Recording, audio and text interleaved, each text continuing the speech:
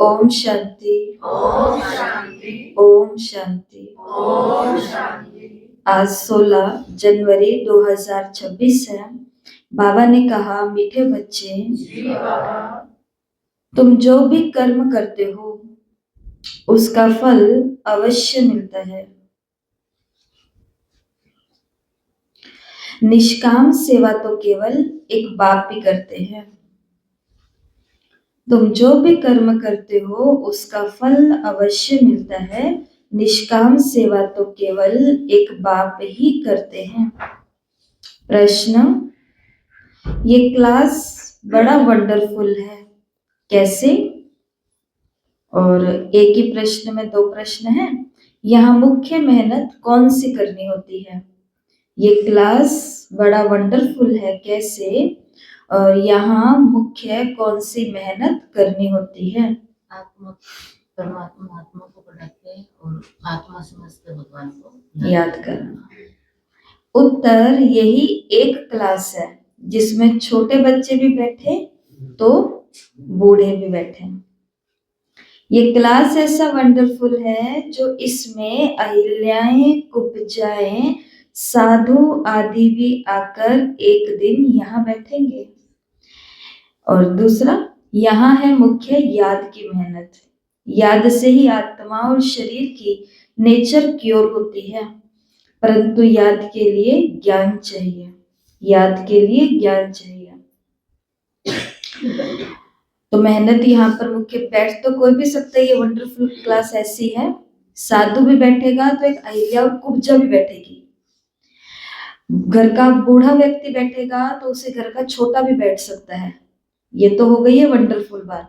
लेकिन साथ साथ यहाँ मेहनत कौन सी है कि याद साधु को भी शिव बाबा को करना पड़ेगा, उस अहिल्या कुब्जा बच्चे बूढ़े सबको उसको याद करना पड़ेगा। हम एक गांव में सेवा के लिए गए, ये 3-4 साल पहले की बात है, और वहां पर मंदिर में सेवा चल रही थी। तो वहां पर पंडित जी भी कोर्स करते थे बैठ करके। तो एक दिन शिव और शंकर का कोर्स कराना था कि दोनों एक नहीं है, दोनों अलग अलग हैं। तो फिर उन्होंने अनुमति ली कि अगर आप कहेंगे तो हम ये कराएं, नहीं तो, क्योंकि वो शिव बाबा का ही मंदिर था। तो हमने कहा नहीं, तो हम ये बात यहाँ पर नहीं बताएंगे। वो कहते नहीं नहीं, आप बताओ, हम तो खुद सुनना चाहते हैं कि शिव और शंकर एक क्यों नहीं है।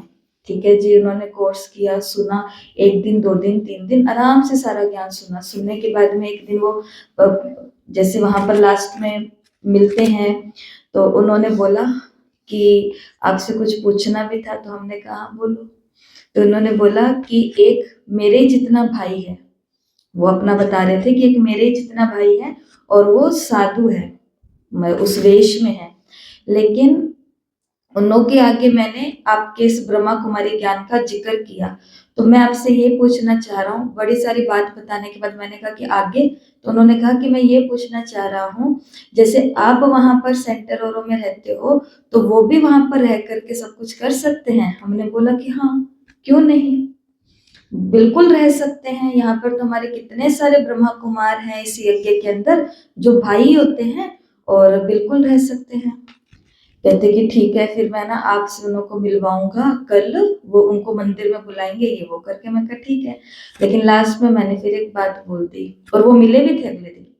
और फिर उन्होंने एक बात बोल दी, जिस पंडित जी ने कोर्स कर रहे थे अपने मंदिर में। तो उन्होंने एक बात बोली कि देखो, यहाँ पे रहना तो बहुत आसान है, कोई भी रह सकता है, छुट्टी है, ना कोई पैसे जमा कराने हैं, ना कोई आपको अपना कुछ लाना है, वो भी यज्ञ आपको देगा। लेकिन यहाँ पर सेवा भी करनी पड़ती है। अब जो दुनिया में साधु संत महात्मा अगर होंगे तो नहीं करते, लेकिन यहाँ पर तो उनको बताया कि माउंट आबू में हमारा भंडारा है, वहां पे दीदियां बैठ के ज्ञान सुनाती हैं और भाई बैठ करके भोजन बनाते हैं। दीदियां बैठ करके भाषण करती हैं, योग कराती हैं, स्टेज पर बैठती हैं, सोफे पे बैठती हैं, आगे के सोफे पे बैठती है, स्टेज के सोफे पे बैठती है, सब जगह बैठती है। और भाई है वो पार्क की सेवा कर रहे हैं, वो बैकग्राउंड की सेवा कर रहे हैं, वो जहाँ बिल्डिंग बन रही है वहां पर जाकर के सारा निरीक्षण कर रहे हैं, वो कंप्यूटर अकाउंट्स का और ये सारा काम वो कर रहे हैं। और दीदियां ऐसे हैं। फिर उसके बाद ना वो दिखे ना वो दिखे। सेवा में तो इसके लिए क्लास तो वंडरफुल है ही है। कोई भी आ सकता है, सबको छुट्टी है, रह भी सकता है, कुछ भी कर सकता है। लेकिन मेहनत इस बात की है कि यहाँ पे याद किसको करना पड़ेगा? एक को। और जब उस एक को याद करेंगे तो याद कैसे करेंगे? बिना ज्ञान के योग लगा लेंगे? नहीं लगेगा। और जब तक सेवा नहीं होगी, ज्ञान नहीं होएगा, तो याद करेंगे किसको? नहीं होगा ना। तो इसके लिए बाबा ने कहा क्लास वंडरफुल है और मेहनत यहाँ पर बाप को याद करने की है, और याद के लिए ज्ञान चाहिए। क्लियर हो गया ये बात सारी? गीत रात के राही थक मत जाना, सुबह की मंजिल दूर रही। पास ही है बस, ज्यादा समय है भी नहीं। हम नहीं। ओम शांति। प्यार से बोलेंगे ओम शांति।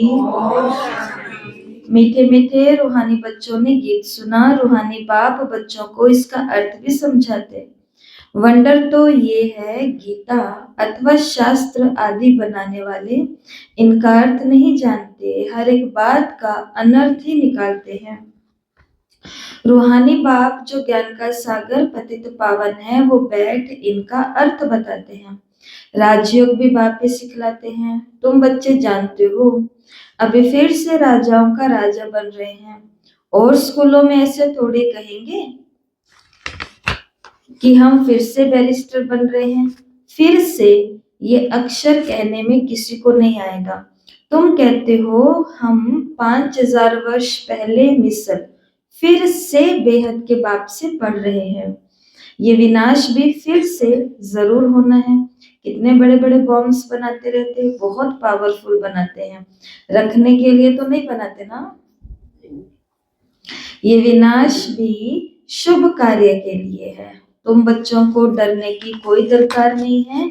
ये है कल्याणकारी लड़ाई। बाप आते ही हैं कल्याण के लिए।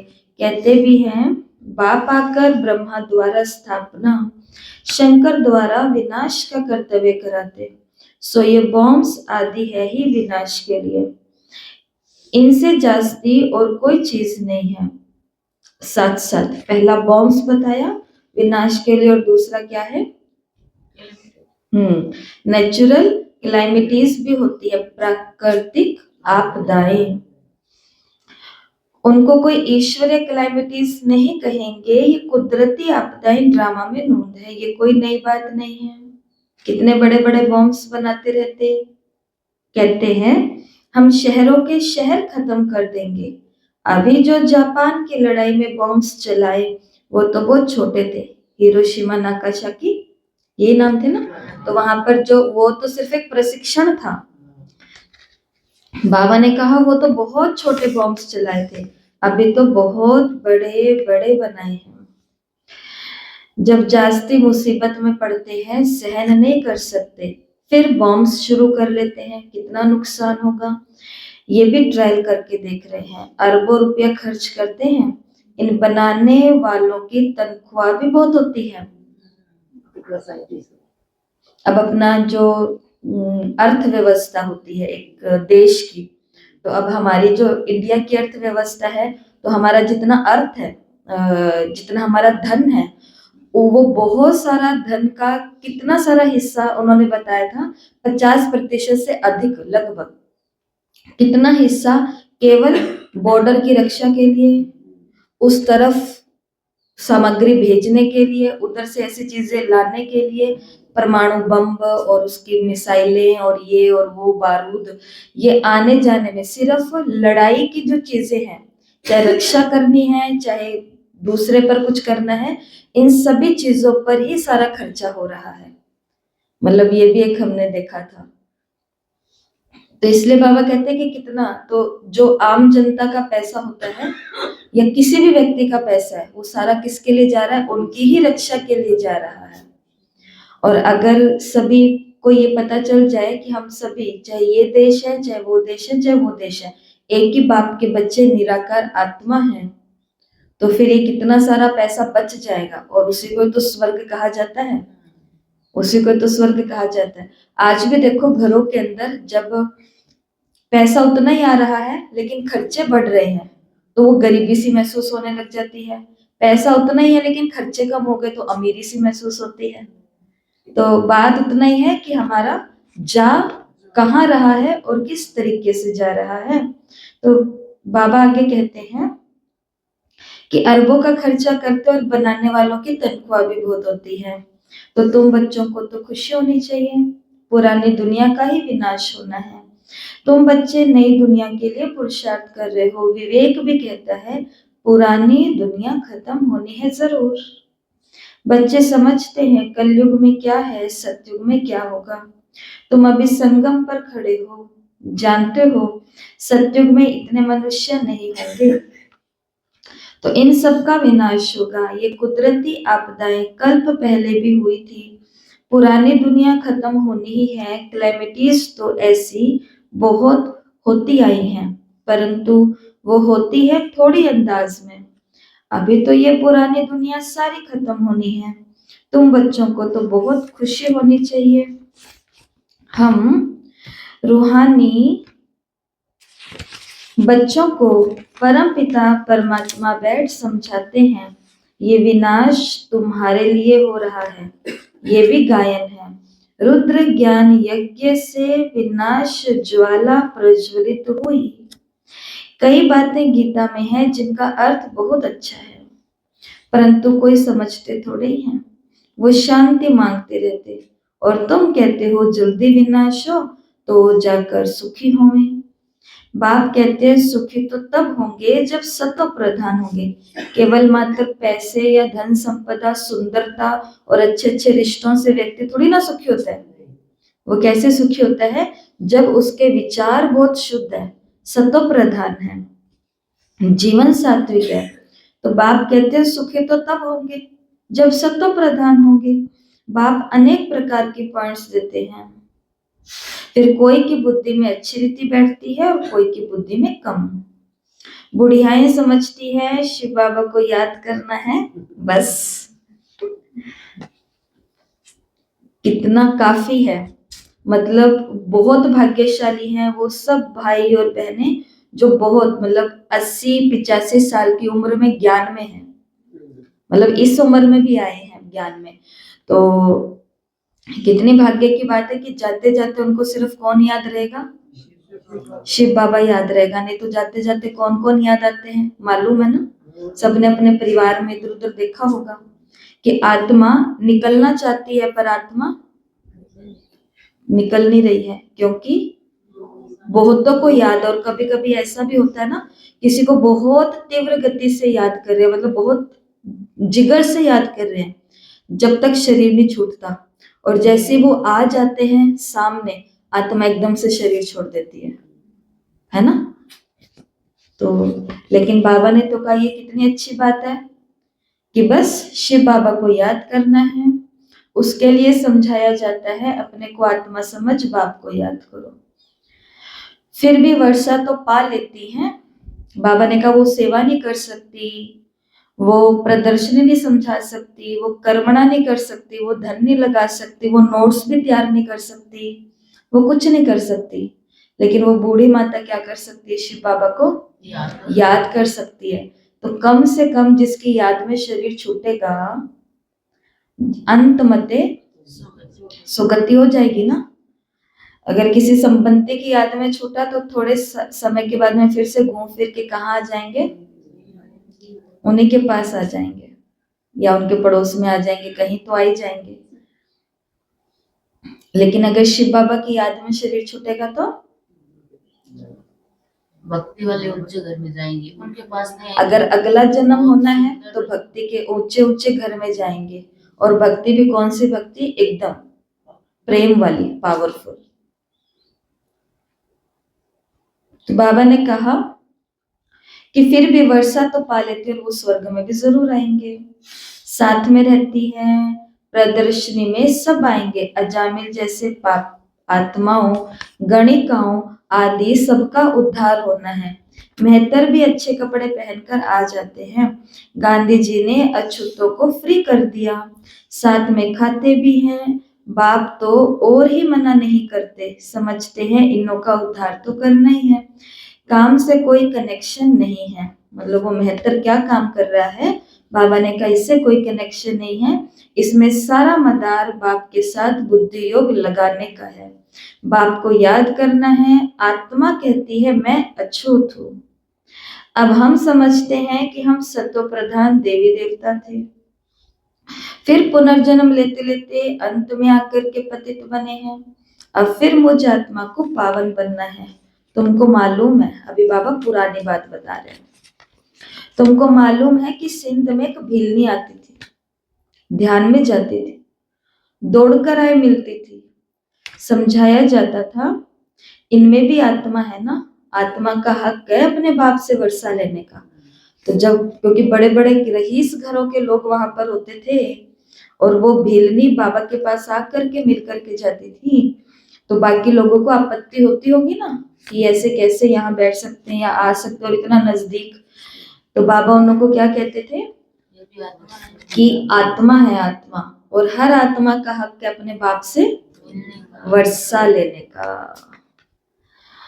उनके घर वालों को कहा गया कि इसको ज्ञान उठाने दो। बोले हमारी बिरादरी में हंगामा होगा, डर के मारे उनको ले गए।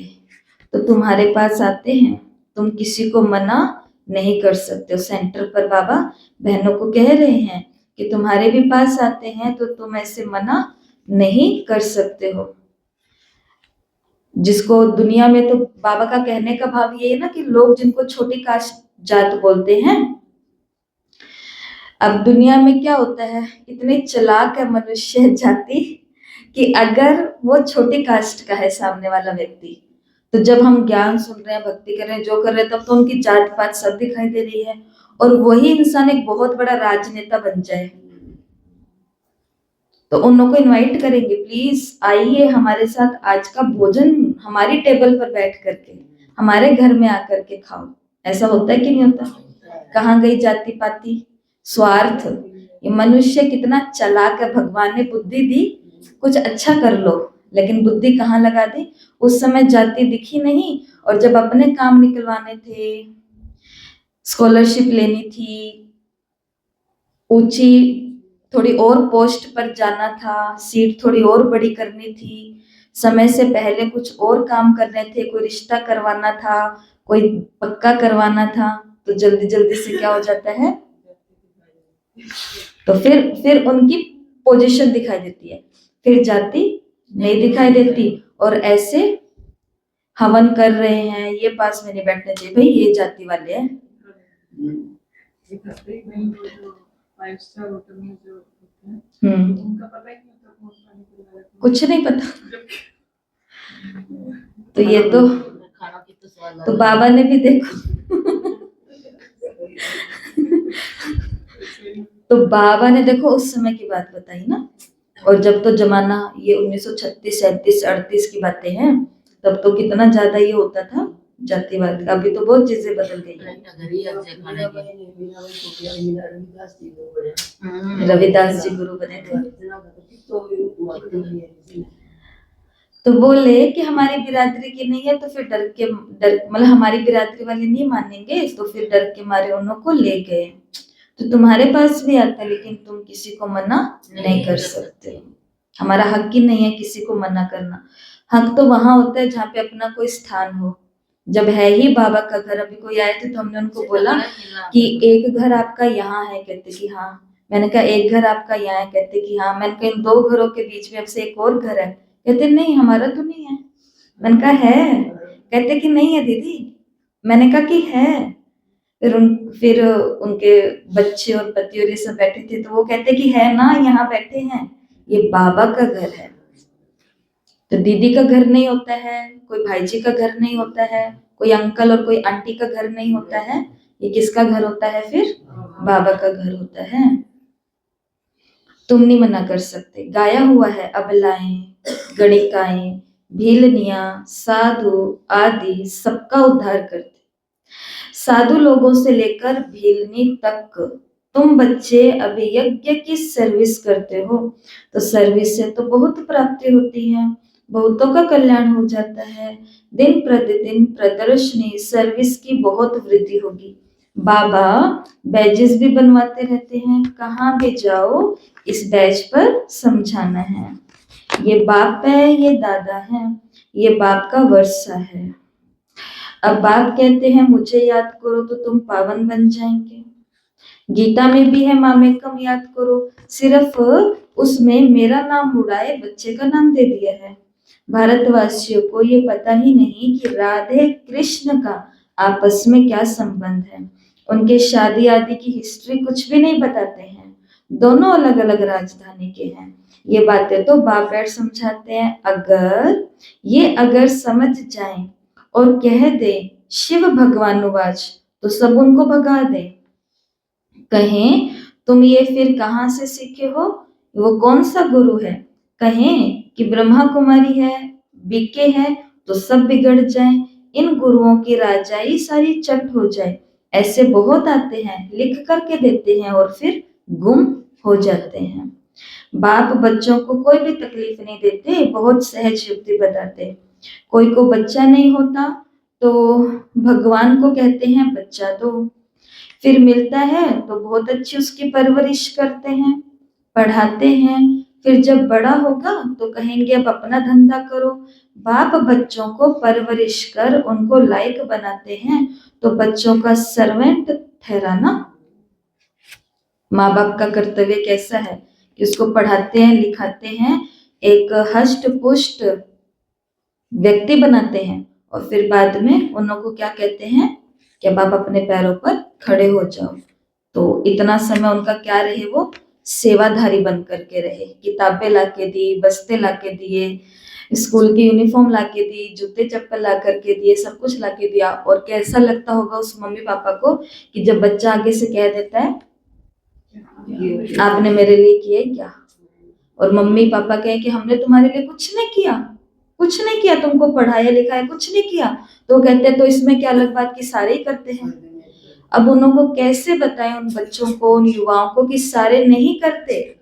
कटोरा लेकर के घूम रहे हैं, होटलों में बर्तन मांज रहे हैं, क्या क्या छोटे छोटे उद्योग खोल करके बैठे हैं और भगवान को सिर्फ एक ही बात बोलते हैं, काश हमें भी ऐसे माँ बाप मिलते जो हमें स्कूल ही भेज देते, 10वीं तक पढ़ा देते, फिर तो हम कुछ कर ही लेते। क्योंकि गवर्नमेंट ने इतना कुछ किया हुआ है, 10वीं के बाद में छोटे छोटे कोर्सेज हैं, नए नए अपने बिजनेस खोलने के कोर्सेज हैं, कितना कुछ करा हुआ है कि 10वीं पढ़ लो बस। तो लेकिन इन्हों को नहीं पता होता कि माँ बाप ने, नहीं तो ऐसे थोड़ी ना बोलते हैं कि आपने क्या किया है, लेकिन वो तो सर्वेंट होते हैं माँ बाप तो बच्चों के। ये बाप तो बच्चों की सेवा कर साथ ले जाते हैं। वो लौकिक बाप समझेगा बच्चा बड़ा हो अपने धंधे में लग जाए, फिर हम बूढ़े होंगे तो हमारी सेवा करेगा। ये बाप तो सेवा भी नहीं मांगता, ये नहीं कहता, ये ऐसे तो ना कहते पहले कोर्स करा दूं इनको, फिर 2-4-10 साल इनको मुरली सुना दूं, फिर ये मेरी सेवा करेंगे।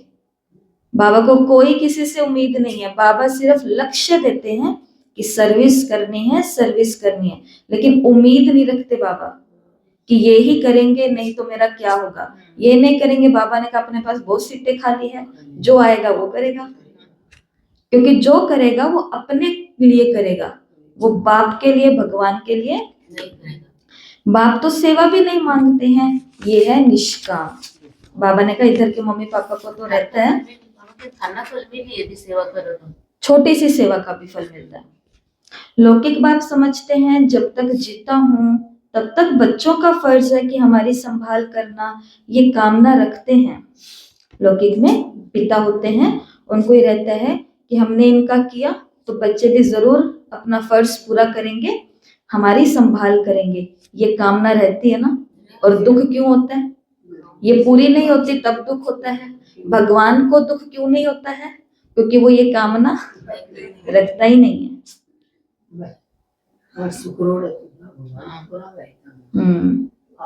वो रखता ही नहीं है। 800 करोड़ है तो 1-2 से तो रख सकता है ना, लेकिन तो भी नहीं रखता। यहाँ पे 1-1, 2-2 है तो भी कितनी रखते हैं, सारा ही उनके ऊपर ही छोड़ दिया। यहाँ पे ये भी गलत हो जाते हैं, वहां बच्चे गलत हैं तो यहाँ, इसलिए ताली 2 हाथों से बजती है, इसलिए उनको भी छोड़ना पड़े तो इनको भी छोड़ना पड़े। लेकिन ये कब होगा, जब दोनों के अंदर बहुत ज्यादा आध्यात्मिकता वाली अंडरस्टैंडिंग होगी। आध्यात्मिकता वाली समझदारी होगी। खाली समझदारी से आजकल काम नहीं चल रहा, फेल हो रहे हैं खाली समझदार लोग। लेकिन कौन सी समझदारी होनी चाहिए? आध्यात्मिकता वाली, ज्ञान वाली समझदारी होनी चाहिए।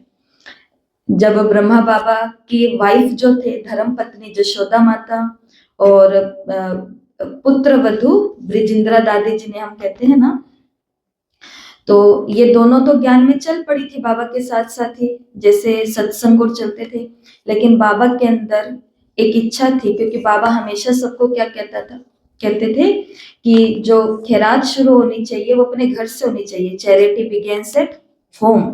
तो बाबा के मन में हमेशा ये एक अफसोस आता था कि ज्ञान में आने से पहले, ऑलमाइटी बाबा के आने से पहले मेरे हाथ से काम वासना के अर्थात बच्चे का विवाह मैंने करा दिया। किसके लिए? समाज का जो नियम बना हुआ है कि उसको डालना ही है उधर, तो उनको अपनी बेटी, जो बड़ी बेटी थी, जिन्हें हम क्या कहते हैं, निर्मल शांता दादी, परदादी कहते हैं, निर्मल शांता दादी जिनका नाम है। तो फिर जब भी वो अपने पीहर में आती थी तो बाबा और बाबा की जो युगल है जशोदा माता, ये दोनों अपनी बेटी को ज्ञान सुनाते थे। तो ऐसे एक दिन त्योहार का दिन था, तो बाबा ने अपनी बड़ी बेटी को गाड़ी भेज करके बुलाया, आई, खाना वाना खाया, सत्संग में बिठाया। सत्संग में उन्होंने क्या देखा कि पिताजी हैं वो तो साधु की तरह लग रहे हैं, मतलब ये मेरा लौकिक बाप तो लग नहीं रहा है, और बाकी जो भी लोग बैठे वो वहां ध्यान में चले गए, और कुछ जो बहनें हैं वो वहां रास कर रही है। तो दादी अपने अनुभव में बताती है कि पहले तो मैंने सोचा कि ये सब ऐसे ही है, मैंने उसको सही नहीं माना रास को, लेकिन फिर मैंने उनके ध्यान से चेहरे देखे कि ये तो सभी वही लोग हैं जिनसे मैं परिचित हूँ, जिन बहनों को वो भी जानती थी। तो ये कहते इन्होंने तो ऐसा डांस कभी सीखा नहीं, ना इन्हों को ऐसा कुछ आता है, तो भी ये कैसे कर रही है ये वाला रास। और जब वो ध्यान से नीचे उतरी तो निर्मल शांत दादी बताती है, मेरे अंदर इतनी तेज इच्छा थी कि मैं इनसे अभी अभी पूछूं कि तुम क्या कर रहे थे, क्या दिखाई दे रहा था। तो कहते जैसे मैं उन लोगों के पास गई, बहनों के पास, और मैंने पूछा कि रास में क्या दिखाई दे रहा था, क्या हो रहा था ध्यान में, तो उन्होंने बहुत धीमी सी आवाज में कहा, कल बताएंगे। धीरे से, क्योंकि ध्यान से उतरी है ना अभी, कल बताएंगे। ठीक है जी। तो फिर बाद में इधर बाबा ने इनको ससुराल छोड़ करके आना था, गाड़ी में जा रहे थे, तो इन्होंने अपने पापा को बोला आगे से बाबा को कि बाबा कि कल गाड़ी भेज देना, मैं आऊंगी। बाबा ने कहा कि कोई बात नहीं बच्ची, कल का कल देखा जाएगा। दादी बताती है मुझे बहुत फील हुआ, मुझे बहुत अंदर में दुख फील हुआ, क्योंकि मेरे पिताजी को अगर मैं कहती थी कि तारे तोड़ करके लाने हैं तो भी वो कहते थे मैं तोड़ के लाऊंगा, और मैंने बोला कि कल गाड़ी भेज देना और ये कह रहे हैं कि कल की कल देखी जाएगी। तो कहते ससुराल आया, मैं उतरी और मैंने गुस्से के अंदर पापा को, पिताजी को बोला कि ठीक है कल कोई गाड़ी मत भेजना, कार, मैं नहीं आने वाली कल। बाबा ने कहा कि कोई बात नहीं बच्ची, कल आने तो दो, कल का कल देखा जाएगा। कहते फिर मैं अंदर चली गई और फिर रात आई तो सो गई। रात को 1:45 बजे, 1:45, 2:30 बजे के आसपास बहुत तेज प्रकाश और उसके अंदर बाबा खड़े हैं। तो फिर मैंने आंखें से मसल करके बंद करके सो गई। क्यों? क्योंकि मुझे लगा शायद अभी बाबा से मिलके आई हूँ, इतनी बातें करके आई हूँ, सत्संग सुन के आई हूँ, तो मुझे दिख रहे हैं बाबा। फिर थोड़ी देर के बाद फिर बाबा मुझे दिखे, और फिर तो मेरे को एकदम से ऐसा अनुभव हुआ कि अब ये मेरे पिताजी नहीं रहे हैं, ये तो स्वयं भगवान हैं। और उन दादी बताते मेरे मुंह से ये निकला कि बाबा आप तो भगवान हैं। और कहते अगले दिन शरीर में ऐसा कष्ट आया, ऐसी तकलीफ आई कि मैं अगले दिन जा भी नहीं सकी, और बाबा के एक ही शब्द मेरे कान में बार बार गूंज रहे थे कि कोई बात नहीं, कल का कल देखा जाएगा, कल का कल देखा जाएगा। तो वो नहीं जा पाई, और फिर बाद में थोड़े समय के बाद में गए, और वो कहते वो दिन था जिस दिन मेरा बुद्धि का नेत्र खुल गया और मैं बाबा की हो गई, लौकिक बाप से अलौकिक बाप की और पारलौकिक बाप की। इसलिए दादी निर्मल शांता की बुक है एक, कभी पढ़ना उसको जरूर, मधुबन में मिलेगी आपको। 3 in 1, 3 in 1, एक में ही 3 बाप है। एक ही ब्रह्मा बाबा लौकिक पापा भी हैं, अलौकिक ब्रह्मा बाप भी है, और पारलौकिक भी किसमें बैठा है, इसमें। तो दादी को बहुत नशा था कि 3 in 1। दादी से एक बार किसी ने पूछा था कि प्रकाशमणि दादी भी ऐसी सेवाएं कर रहे हैं, जानकी दादी भी विदेश की सेवाएं कर रहे हैं, तो दादी आपको कभी फील नहीं होता कि बाबा की बेटी होने के बाद यज्ञ इनके हाथ में है, इंचार्ज ये है और ये सब कुछ है, तो आपको ऐसा नहीं होता? दादी ने बोला कि पर 3 in 1 तो मेरे ही है ना, 3 बाप की बेटी तो कल्प कल्प में, हर कल्प में कौन बनूंगी? मैं एक ही बनूंगी, ऐसा। और फिर वो आ गई ज्ञान में, सभी बंधनों को तोड़कर, और उनके पति ने फिर क्या कर ली? दूसरी शादी कर ली। तो ऐसे ब्रह्मा बाबा का संकल्प था ना कि मैंने ही अपने हाथों से उसको, उधर जहां पे हमारी किताब में लिखा हुआ है ना, वहां पे विवाह ब्रैकेट में लिखा हुआ है, मेन काम वासना ही लिखा हुआ है कि मैंने मेरी बेटी को उस दुनिया में भेजा, मेरे हाथ से गलत काम हुआ है, तो उसको फिर से ज्ञान मार्ग पर लाना भी किसका काम है? मेरा काम है। पतित बनाने में मैंने दान किया है ना, तो पावन बनाने में भी मुझे पूरी मेहनत करनी पड़ेगी। इसलिए ब्रह्मा बाबा कहलाए।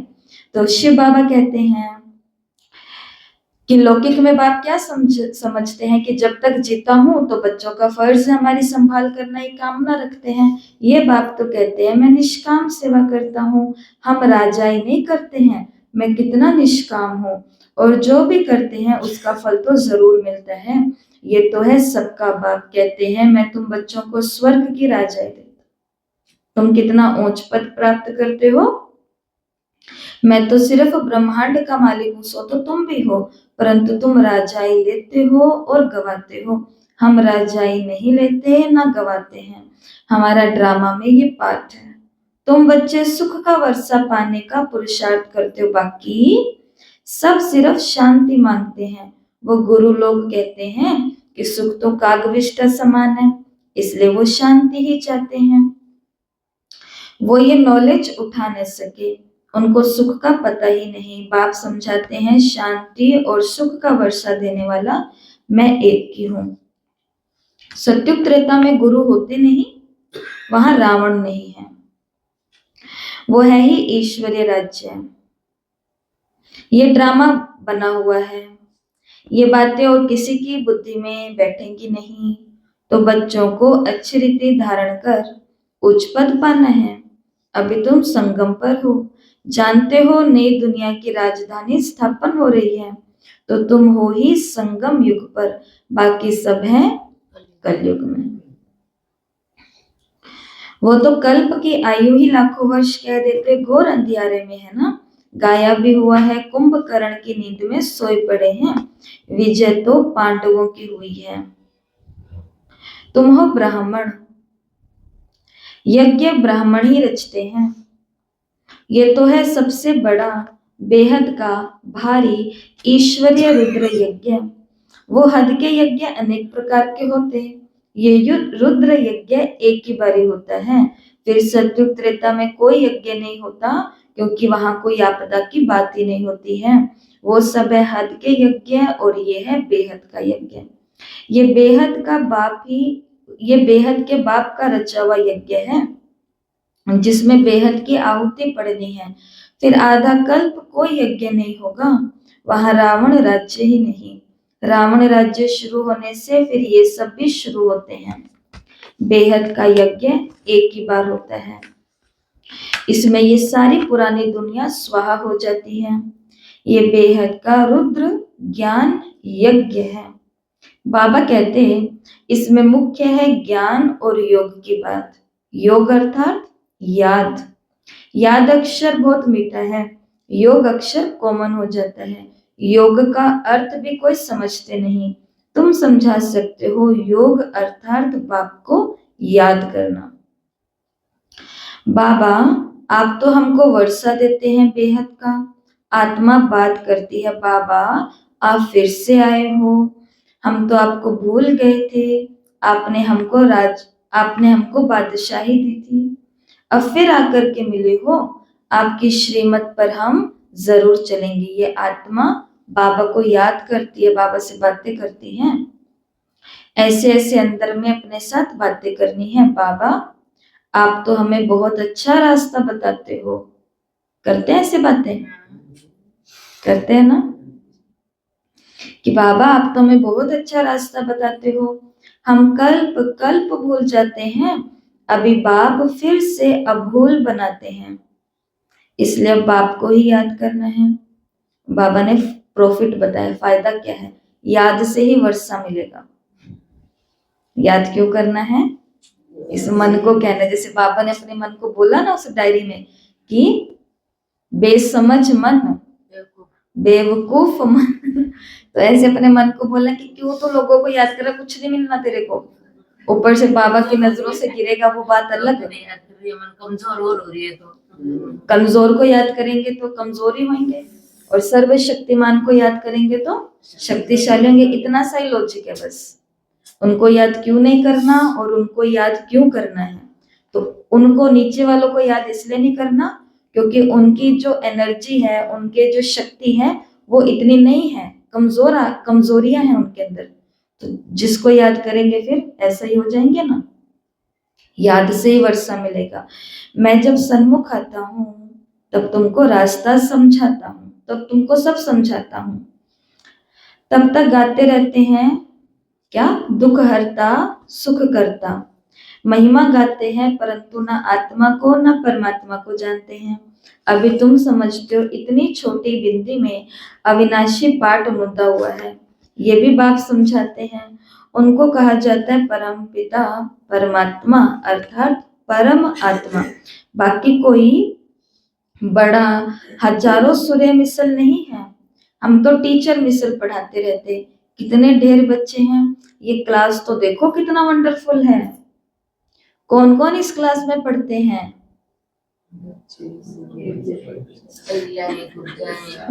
हम पढ़ते हैं। हाँ जी हम तो पढ़ते, हम तो दिख रहे हैं। कौन कौन पढ़ते हैं इसमें, अबलाएं। अबला कौन होती है, अबला वो होती है, मैं बताती हूँ। हाँ, अबला कौन होती है, जो ये बोलती है मैं अकेली नहीं कभी निकली घर से बाहर, मैं अंधेरे में नहीं आ सकती, मेरे आस पड़ोस वालों के बिना मैं कहीं नहीं जा सकती, मैं नहीं होती अबला। और उस अबला को बाबा कहते इधर आ, मैं तुझे बनाता हूँ सबला। और वो सबला बनती है, वो कहती है कि धुंध है, क्या हो गया, आराम से आएंगे, शिव बाबा के साथ आ जाएंगे। अंधेरे में आना है, शिव बाबा के साथ आ जाएंगे। गर्मी में आना है, शिव बाबा के साथ आ जाएंगे। दूर जाना है, शिव बाबा के साथ चले जाएंगे। माउंट आबू चले जाएंगे, पर आपके पड़ोसन तो जा ही नहीं रहे, कोई बात नहीं चले जाएंगे। पर आपका ये तो जा ही नहीं रहा, कोई बात नहीं चले जाएंगे, चले जाएंगे, चले जाएंगे, चले जाएंगे। ये तो अबला को भी बाबा बुलाते हैं, इधर आओ मेरे पास, और उनको क्या बना देते हैं, सबला। कुब्जाएं किसे बोलते हैं, कुब्जाएं, हाँ, कुब्जा का मतलब है जिसका अंग अंग अच्छा नहीं है, कहने का भाव जिसकी आंखें भी पूरी दुनिया को देखती हैं, जो अच्छे नहीं है आंखें, जिसके कान भी पूरी दुनिया को सुनते हैं, जो सारा दिन सबके आगे झुकी रहती है, जो ऐसी है वैसी है कैसी कैसी है, तो उसको भी बाबा अपने पास बुलाते हैं। कुब्जा वैसे तो उसको बोलते हैं ना, थोड़ा कमर झुकी हुई हो, अंग से, कृष्ण के लिए कहानी आती है ना, उसको सब कहते थे। वो कंस के पास जाती थी, वो तेल का, हाँ चंदन का, हाँ ऐसा कुछ था। तो फिर लेकिन उसको सब लोग क्या बोलते थे, कुब्जा कुब्जा कुब्जा, बदसूरत कुरूप कुरूप कुरूप कह करके उसका मजाक उड़ाते थे। तो लेकिन कृष्ण ने घूंघट उठा के बोला कि तुम तो कितनी सुंदर हो, सुंदरी। तो उन्होंने बोला कि तुम नटखट मेरा मजाक उड़ाता है, ऐसे बोला। उन्होंने बोला कि नहीं, आप तो सच में बहुत सुंदर हो, और थोड़ा सा हाथ ऐसे करता है और वो फिर से सुंदर हो जाती है। ये कौन है, अम्मी है। ऐसे थे हम, आत्मा बिल्कुल कुरूप बन गई थी, मैली कुचैली काली गंदी। और उसको शिव बाबा ने कहा कि नहीं, तुम तो शक्तिशाली आत्मा हो, तुम तो पवित्र आत्मा हो, तुम तो परम धाम निवासी हो, तुम तो स्वर्ग में आने वाली लक्ष्मी हो। और हम कैसे बन गए, हो गए ना, लाइन पे आ गए, आए कि नहीं आए। अब तो नहीं करते उल्टे पुल्टे हंसी मजाक, गंदी मंदी बातें नहीं करते। हाँ, तो ऐसी कुब्जा भी यहाँ आती हैं, अबलाएं भी आती हैं, और बाबा ने कहा साधु भी एक दिन आकर के बैठेंगे। बुढ़ियाएं, छोटे बच्चे आदि सब बैठे हैं। ऐसा स्कूल कभी देखा? बताओ, माताओं की तरफ किसका ही ध्यान जाता है? किसका नहीं जाता। और ऐसे बैठ के उनको अच्छा बनाए ताकि उनका घर अच्छा बन जाए। ऐसा भगवान के अलावा कोई नहीं कर सकता। तो ऐसा स्कूल कभी देखा? यहाँ है याद की मेहनत। ये याद ही टाइम लेती है, याद का पुरुषार्थ करना है, ये भी ज्ञान है ना। याद के लिए भी ज्ञान है, चक्र समझाने के लिए भी ज्ञान है। नेचुरल, सच्चा सच्चा नेचर क्योर इसको कहा जाता है। अभी तो नेचर क्योर होता है ना, तपोवन में भी होता है, सब जगह होता है कि आपको प्रकृति के अंदर और प्राकृतिक भोजन ही दिया जाता है। लेकिन बाबा ने कहा सच्चा सच्चा नेचर क्योर क्या है? ये है कि आत्मा खुद को परिवर्तन कर रही है। तुम्हारी आत्मा बिल्कुल प्योर हो जाती है। वो होता है शरीर का क्योर और ये है आत्मा का क्योर। आत्मा में तो खाद पड़ती है, सच्चे सोने का सच्चा जेवर होता है। अभी यहाँ बच्चे जानते हैं शिव बाबा सन्मुख आया हुआ है। बच्चों को बाप को जरूर याद करना है, हमको वापस जाना है, इस पार से उस पार जाना है।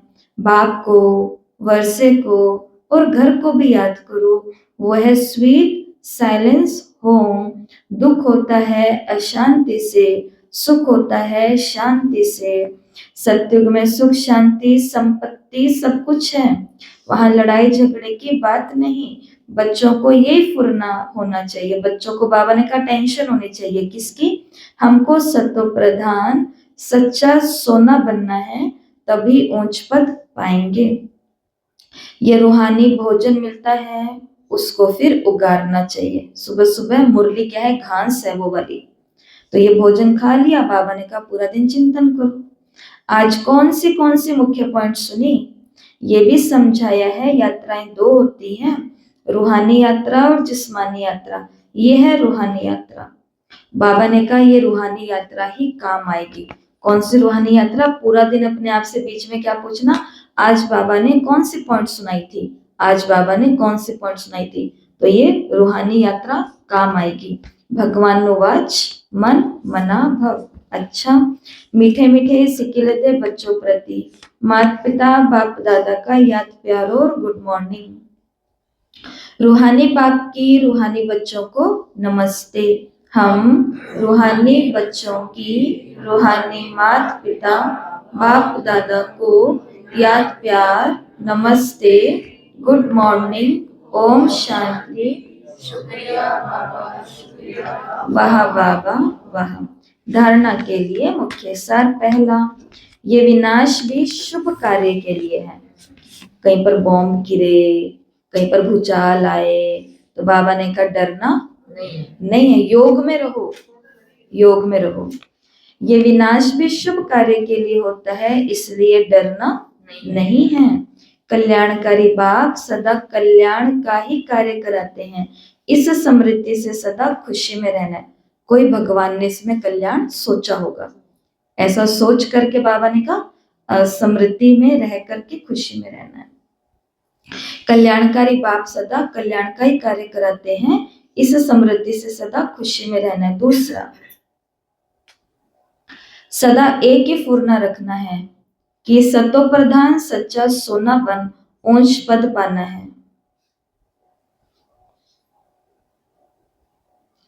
जो रूहानी भोजन मिलता है उसे उगारना है, जो रूहानी भोजन मिलता है उसे उगारना है। वरदान, स्वयं को जिम्मेवार समझकर हर कर्म यथार्थ विधि से करने वाले संपूर्ण सिद्धि स्वरूप भव। स्वयं को जिम्मेवार समझकर हर कर्म यथार्थ विधि से करने वाले संपूर्ण सिद्धि स्वरूप भव। इस समय आप संगम युगी श्रेष्ठ आत्माओं का हर श्रेष्ठ कर्म सारे कल्प के लिए विधान बन रहा है। विधान किसको बोलते हैं? जैसे भारत का संविधान है, 26 जनवरी आएगी ना, क्यों करते हैं सेलिब्रेट 26 जनवरी को? कि 15 अगस्त 47 में देश आजाद तो हुआ, लेकिन आजाद देश, आजाद लोग चलेंगे किस पर? तो उनके लिए विधान बना दिया, नियम कानून बना दिए कि ऐसे चलेंगे वो। तो बाबा ने कहा कि संगम युगी श्रेष्ठ आत्माओं का हर कर्म सारे कल्प के लिए विधान बन रहा है, तो स्वयं को विधान के रचयिता समझकर हर कर्म करो, इससे अलबेलापन स्वतः समाप्त हो जाएगा। संगम युग पर हम विधान के रचयिता, जिम्मेवार आत्मा हैं। इस निश्चय से हर कर्म करो तो यथार्थ विधि से किए हुए कर्म की संपूर्ण सिद्धि प्राप्त हो जाएगी। आज का स्लोगन है, सर्वशक्तिमान बाप साथ हो तो माया पेपर टाइगर बन जाएंगी। सर्वशक्तिमान बाप साथ हो तो माया जो है वो पेपर टाइगर बन जाएगी, कागज का शेर बन जाएंगी। और आज का स्वमान, अव्यक्त मास के लिए विशेष पुरुषार्थ जो माउंट आबू से आया, और स्वमान हम यही रखेंगे, मैं ब्रह्मा बाप समान सर्व बंधनों से मुक्त जीवन मुक्त आत्मा हूं। आज के लिए विशेष योग अभ्यास है, बहुत सुंदर। मैं आत्मा बाबा के साथ सर्व संबंधों का अनुभव करते हुए हद के मैं और मेरेपन से मुक्त सदा जीवन मुक्त स्थिति का अनुभव कर रही हूँ। तो योग, चाहे कर्म योग, चाहे घर का योग, चाहे सेवा केंद्र का योग, सब में आज क्या अनुभव करना, ये याद रखना। ब्रह्मा बाबा का उनकी बेटी के साथ का जो अनुभव बताया कि बाबा मैं और मेरे से मुक्त होते गए, बंधनों से मुक्त होते गए। क्यों? क्योंकि वो परमात्मा के संबंध में थे, इसलिए वो अपनी सभी जिम्मेवारियों को धीरे धीरे पूरा कर रहे थे कि इन्हों को भी ज्ञान में लाना है, ज्ञान में लाना है। तो कहने का भाव कि सर्व संबंधों का अनुभव आज किससे करना है? क्योंकि आज की मुरली भी ऐसी है ना कि बच्चों से कामना रहती है, आदि आदि। तो बाबा ने कहा अनुभव किससे करना है? संबंध का, बाबा से, और मैं और मेरेपन से मुक्त होना है। आज की विशेष धारणा यही है कि हद के मैं और मेरेपन के बंधनों से मुक्त आत्मा हूं, इसका अभ्यास करना है। अव्यक्त इशारे सदा जीवन मुक्त रहने का सहज साधन है मैं और मेरा बाबा, क्योंकि मेरे का ही तो बंधन है। मेरा बाबा हो गया तो सब मेरा खत्म, जब एक मेरा तो सब मेरा समाप्त हो गया, तो बंधन मुक्त हो गए। तो यही याद रखना कि हम ब्राह्मण जीवन मुक्त आत्मा है, हम ब्राह्मण जीवन मुक्त आत्मा। तो आज पूरा दिन क्या याद रखना है? एक मेरा में अनेक मेरा को खत्म करना है। आज यही योग करना है। ओम शांति।